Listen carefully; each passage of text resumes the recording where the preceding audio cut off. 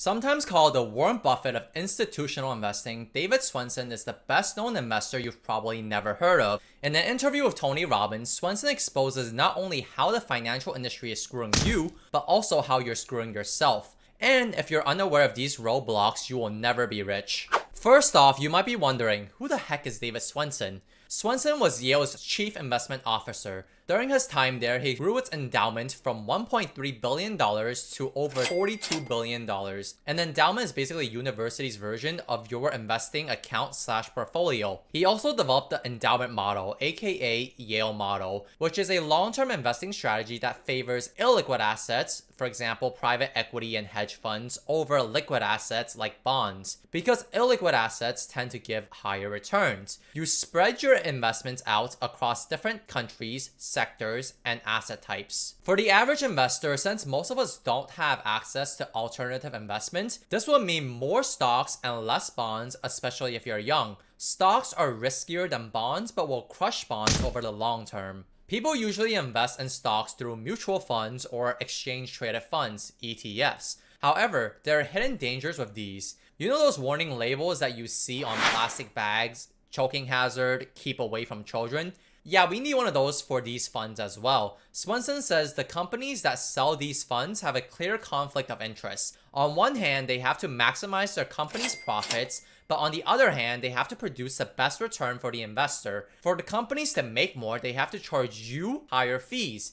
Higher fees means you get lower returns. Also, more times than not, the higher fees do not equal higher quality products. Swensen says that more than 96% of these funds fail to beat the market over the long term. Not only do you have to be aware of the financial industry, but you also have to be aware of the person you see every day. No, not your spouse, you. In life, we love betting on hot performers. If you were to bet on a basketball game, would you bet on a team with Michael Jordan in it, or would you bet on one with me in it?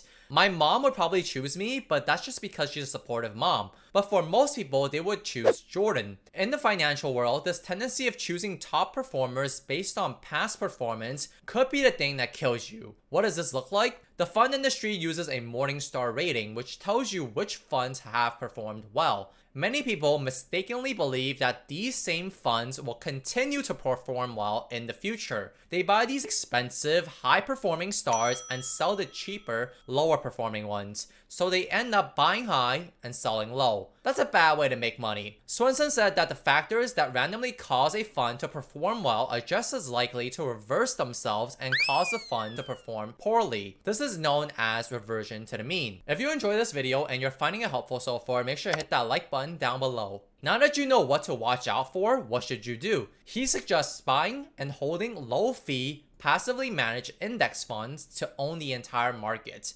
Passively managed funds will bring you a lower tax bill than actively managed funds, since they don't actively trade in and out to try to beat the market. Taxes and fees matter. They can literally eat up all of your yearly gains. According to Swensen, you should try to diversify in multiple ways using US stocks, treasury bonds, foreign country stocks, real estate, and others. When you diversify, you decrease your risk and increase your return. Some will wonder why go through all of this trouble to diversify when you can just own the US stock market like the S&P 500 index for the past few decades and get a fantastic return. Looking back, we can say with conviction which investment was the best one, but we don't know that before the fact, do we? The American experience is not the only experience in the world. If you were a Japanese investor who put all of your money into the Japanese market, like the Nikkei 225 index at the beginning of the 1990s, you would have lost half of your money at the end of the 1990s. If you want to learn more from Swensen and see how he would construct a portfolio based on these principles, this next video will break down his famous David Swensen portfolio.